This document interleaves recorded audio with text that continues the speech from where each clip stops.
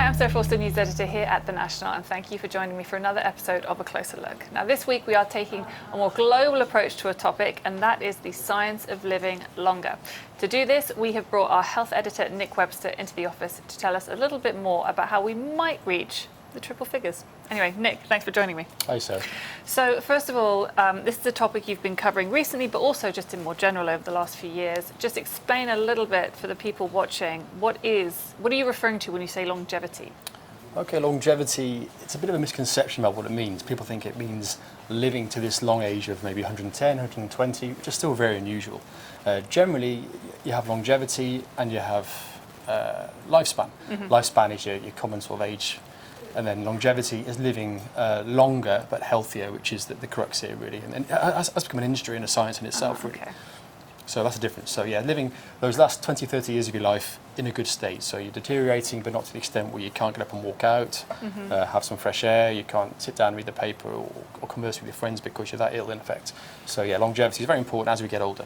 So it's improving the quality of life in those last few years. Yeah. So there are quite a few very wealthy people out there that pay a lot of money to try and achieve this. Tell me a little bit about what they do and then whether it's necessary. Okay, well, tech billionaires in Silicon Valley, of course, have really kick-started this whole industry, you could say. And when they were young, they wanted to be rich, and now they're rich, they want to be young. They could have just been young while they were young. Yeah. So basically, they are just, plowing millions, billions of dollars into this industry. Yeah. One of those front runners, I guess, is a chap called Brian Johnson, who's 46. He's got the metabolic age of an 18-year-old, and he tries all these different kind of therapies, whether it's stem cells, whether it's injecting plasma from his teenage son to try and look younger. And he claims to be the most measured human in history, so he's collecting all his biometric data to find out how he is aging and how he can counteract that. And we're seeing something similar here in the Emirates, where we have the genomic program, for example, is looking at how we can get ahead of things which could help us age in an unhealthy state. So finding out what we're predisposed to through illnesses, example, and try and cut it off early and make sure we live as long as we possibly can healthily. And that's what these guys are trying to do. Understanding our own bodies then. Understanding our bodies, and then whatever methods we can take and steps we can take to try and counteract that. There's several services that are already operating in the Emirates. We have this hyperbaric oxygen therapy at the Aviv Clinic in Dubai, which basically puts somebody into an oxygen chamber and it tricks the body into thinking it's dying, so it creates more stem cells, which in effect reverses some aspects of aging. Something else is called ozone therapy, where they try to reduce inflammation in the body. Now, inflammation is a big part of aging. When cells start to die through inflammation, they don't recover, and then you generally get older. If you can counteract the inflammation, which is what ozone therapy does, then also that is another technique of, in theory, trying to reduce your natural metabolic age and slowing down the aging process. But it comes at a huge cost. It's very expensive. Well, speaking of money, let's say we don't have billions of dirhams at our disposal. How might you go about achieving longevity, and are there people around the world doing this?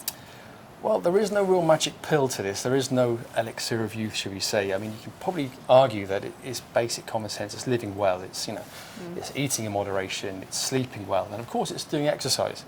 And we've seen certain places around the world called blue zones. There's 5 of these regions, which are real hotspots, where you have a disproportionate number of people over the age of 100 living well. They're in Sardinia in Italy, a place called Okinawa in Japan, Costa Rica, California, and also a small village in Greece. Now they have quite a lot of older people living well, and their daily routine is exercise, regular exercise. They're herding goats at the mountain, they're eating fresh fruit and vegetables, lots of pulses and beans, getting their protein from this way.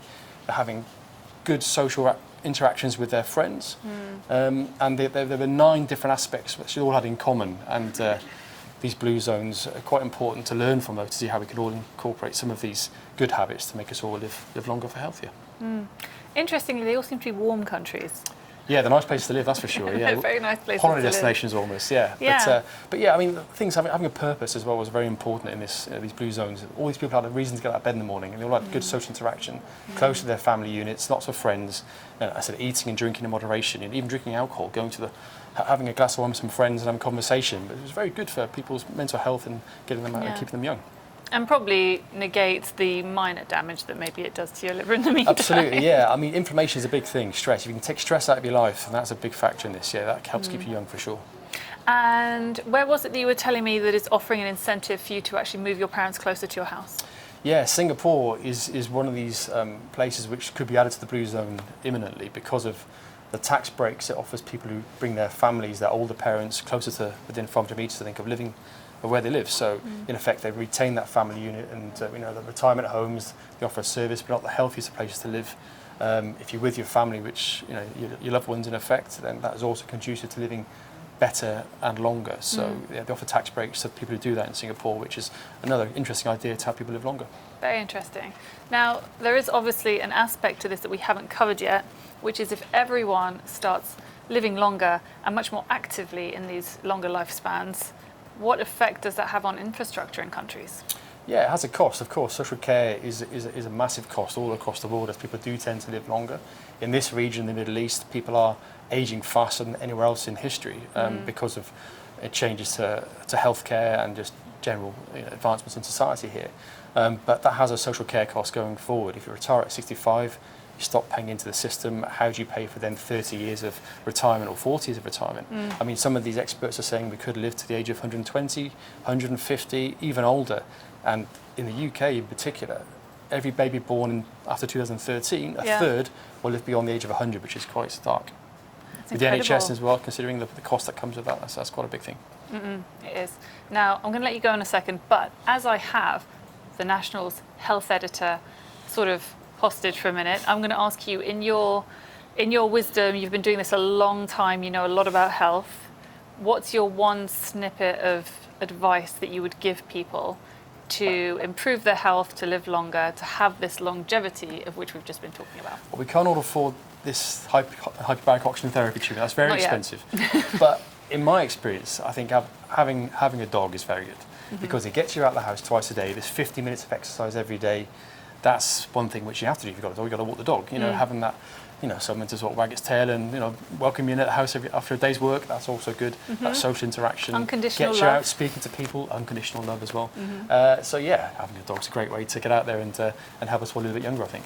Yeah, and there's certainly a few that need rescuing, aren't there? So obviously a rescue dog for sure. Yeah, definitely. Yeah, don't be importing them. All right, thank you so much for joining me, Okay. Nick. That's it for this week's episode of A Closer Look. Thank you for joining me right here in the National's newsroom. Don't forget you can find all of our previous episodes on our YouTube channel.